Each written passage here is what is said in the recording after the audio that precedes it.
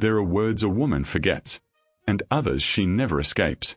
You can give her your time, your effort, your loyalty, but if you don't awaken something deeper than logic, you'll be remembered as the man who did everything right, but never left a trace. Because in a woman's subconscious, a nickname isn't just a cute word. It's a symbol, a mark of identity, a silent claim that binds her to your presence, without her even realizing why. Today, you'll learn the 5 forbidden nicknames. Names that don't just make her feel something, but make her remember you. The kind of names that spark attraction, command respect, and leave a psychological imprint so deep that she carries it long after you're gone. Be careful with the last one, because once you use it right, she'll never truly let you go. 1. The one that places her in your world. When a woman meets you, she's not just listening, she's scanning. Every word, every gesture, every name you use. And the moment you call her something that sounds like every man before you, babe, honey, princess, you've already placed yourself in a category she's seen before. You've made yourself familiar, ordinary, replaceable. But when you name her with intention, not from need, but from power, everything changes. Because naming isn't about affection. It's about creation. A man who knows how to name doesn't follow her story. He builds his own world and invites her to live inside it. So imagine this. She's talking about her day, her thoughts, her goals. And you interrupt gently. Not with flattery, but with vision. You call her Little Savage. You don't explain it. You don't smile. You just keep talking. Her mind immediately begins to race. Why did he call me that? What does he see in me? What does it mean? And in that instant, she's not living in her ego anymore. She's in your frame. Because women don't obsess over what they understand. They obsess over what they can't categorize. That's the essence of masculine leadership. Not needing to please her, but daring to define the dynamic.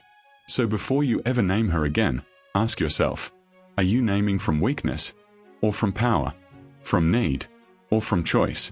Because only a man who stands firm in his own world has the authority to bring a woman into it. 2. The one that awakens her instinct for surrender.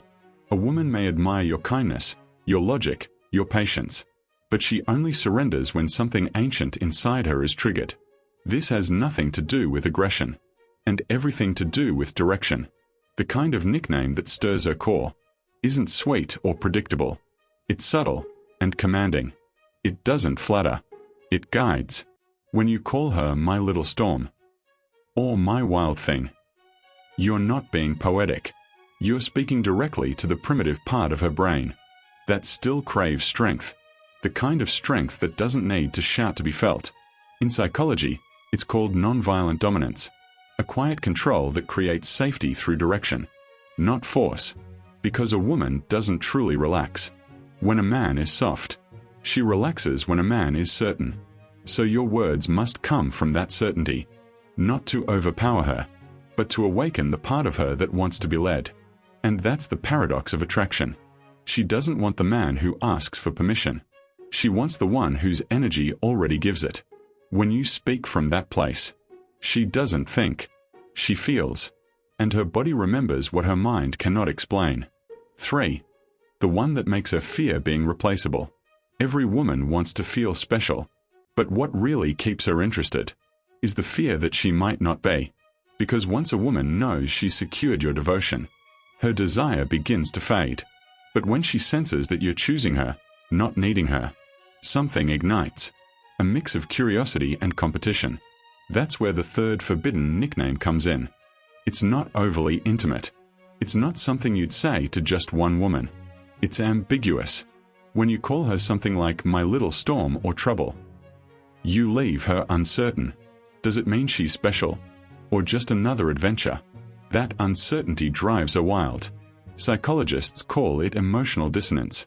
The tension between comfort and doubt that fuels obsession.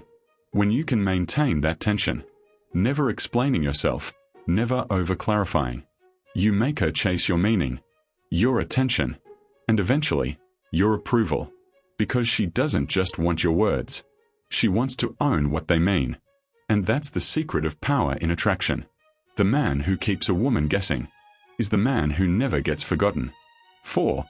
The one that touches her hidden wound. Every woman carries a story, a scar she hides behind her strength, a wound she never admits exists. Most men never reach that depth, because they only speak to the version she shows, the composed, confident, independent version. But underneath, there's a part of her still aching to be seen, not to be fixed, but to be recognized.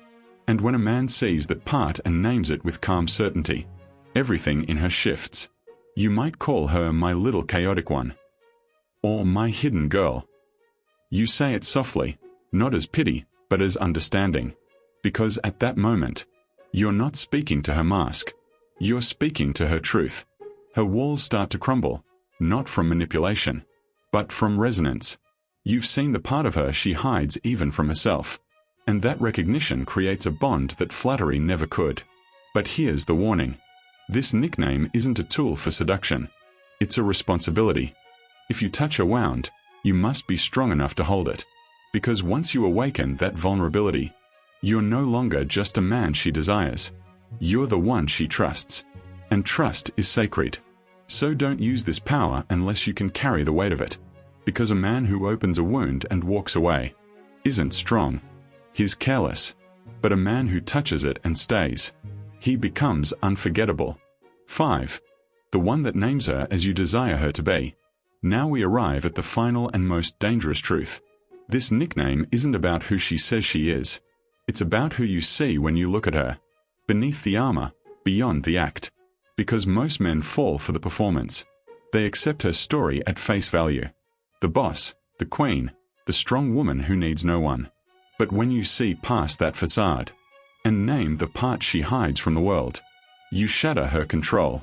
You might call her my wild side, or my untamable need. You're not complimenting her. You're defining the truth you feel when she's with you. And that truth disarms her, because she spent her life being understood by men, but rarely seen. Every woman secretly wants to surrender, but only to a man who doesn't beg for it. When you name her from that grounded vision, you're saying, I see who you really are, not the image, not the role. And I desire that. That's not control. That's power. The kind of power born from clarity, not ego. And once she feels that from you, she can't control the pull. Because a woman may leave a man she respects, but she never escapes the one who saw her truth. Most men believe women remember the ones who treat them best. They don't. They remember the ones who made them feel the most. Not with gifts, not with begging, but with words that carried weight. Words that touched something no one else dared to touch. So stop calling her what every man has called her. Stop trying to sound sweet. Be different. Be intentional. Because to name is to lead. To lead is to mark. And the mark of a man is not what he gives. It's what he awakens. If this message opened your eyes, don't just listen, act. Speak from your core.